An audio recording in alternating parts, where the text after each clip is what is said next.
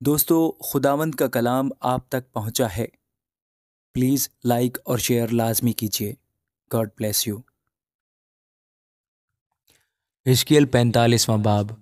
اور جب تم زمین کو کرہ ڈال کر میراث کے لیے تقسیم کرو تو اس کا ایک مقدس حصہ خداوند کے حضور ہدیہ دینا۔ اس کی لمبائی 25,000 اور چوڑائی 10,000 ہوگی، اور وہ اپنے ارد گرد کی تمام حدود میں مقدس ہوگا۔ اس میں سے ایک گدھا جس کی لمبائی 500 اور چوڑائی 500 جو چاروں طرف برابر ہے مقدس کے لیے ہوگا، اور اس کے احاطہ کے لیے چاروں طرف 50-50 ہاتھ کی چوڑائی ہوگی۔ اور تو اس پیمائش کی 25,000 کی لمبائی اور 10,000 کی چوڑائی ناپے گا، اور اس میں مقدس ہوگا جو نہایت پاک ہے۔ زمین کا یہ مقدس حصہ ان کاہنوں کے لیے ہوگا جو مقدس کے خادم ہیں اور جو خداوند کے حضور خدمت کرنے کو آتے ہیں، اور یہ مقام ان کے گھروں کے لیے ہوگا اور مقدس کے لیے پاک جگہ ہوگی، اور 25,000 لمبا اور 10,000 چوڑا بنی لاوی ہیکل کے خادموں کے لیے ہوگا، تاکہ 20 بستیوں کی جگہ ان کی ملکیت ہو۔ اور تم شہر کا حصہ 5,000 چوڑا اور 25,000 لمبا مقدس کے ہدیہ والے حصہ کے پاس مقرر کرنا۔ یہ تمام بنی اسرائیل کے لیے ہوگا، اور مقدس ہدیہ والے حصہ کی اور شہر کے حصہ کی دونوں طرف مقدس ہدیہ والے حصہ کے مقابل اور شہر کے حصہ کے مقابل مغربی گوشہ مغرب کی طرف اور مشرقی گوشہ مشرق کی طرف فرمان روا کے لیے ہوگا، اور لمبائی میں مغربی سرحد سے مشرقی سرحد تک ان حصوں میں سے ایک کے مقابل ہوگا۔ اسرائیل کے درمیان زمین میں سے اس کا یہی حصہ ہوگا، اور میرے عمرہ پھر میرے لوگوں پر ستم نہ کریں گے، اور زمین کو بنی اسرائیل میں ان کے قبائل کے مطابق تقسیم کریں گے۔ خداوند خدا یوں فرماتا ہے کہ اے اسرائیل کے عمرہ، تمہارے لیے یہی کافی ہے۔ ظلم اور لوٹ مار کو دور کرو، عدالت و صداقت کو عمل میں لاؤ، اور میرے لوگوں پر سے اپنی زیادتی کو موقوف کرو۔ خداوند خدا فرماتا ہے، اور تم پوری ترازو اور پورا ایفا اور پورا بت رکھا کرو۔ ایفا اور بت ایک ہی وزن کا ہو، تاکہ بت میں خمر کا 10واں حصہ ہو اور ایفا بھی خمر کا 10واں حصہ ہو۔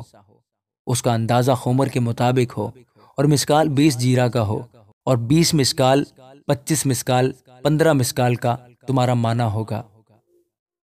اور ہدیہ جو تم گزرانو گے سو یہ ہے: گیہوں کے خمر سے ایفا کا چھٹا حصہ اور جو کے خمر سے ایفا کا چھٹا حصہ دینا۔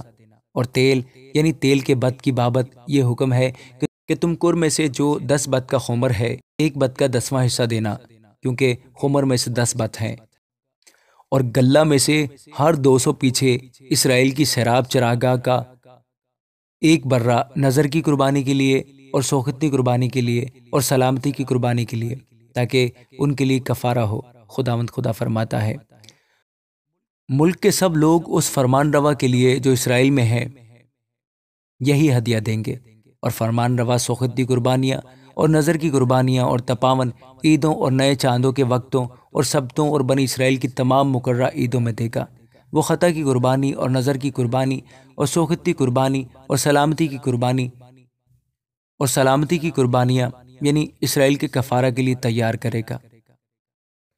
خداوند خدا یوں فرماتا ہے کہ پہلے مہینے کی پہلی تاریخ کو تو ایک بے عیب بچڑا لینا اور مقدس کو پاک کرنا، اور کاہن خطا کی قربانی کے لیے بچڑے کا لہو لے گا، اور اس میں سے کچھ مسکن کے ستونوں پر اور مذبح کی کرسی کے چاروں کونوں پر اور اندرونی صحن کے دروازہ کی چوکھٹوں پر لگائے گا۔ اور تو مہینے کی 7ویں تاریخ کو ہر ایک کے لیے جو خطا کرے اور اس کے لیے بھی جو نادان ہے ایسا ہی کرے گا۔ اسی طرح تم مسکن کا کفارہ دیا کرو۔ تم پہلے مہینے کی 14ویں تاریخ کو عید فصح منانا، جو 7 دن کی عید ہے، اور اس میں بے خمیری روٹی کھائی جائے گی۔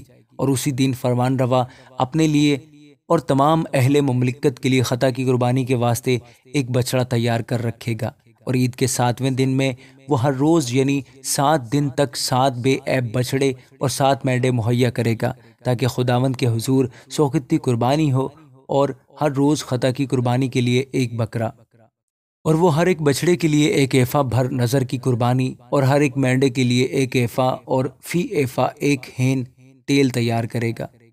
7ویں مہینے کی 15ویں تاریخ کو بھی وہ عید کے لیے جس طرح سے اس نے ان 7 دنوں میں کیا تھا تیاری کرے گا، خطا کی قربانی اور سوختنی قربانی اور نظر کی قربانی اور تیل کے مطابق۔ آمین۔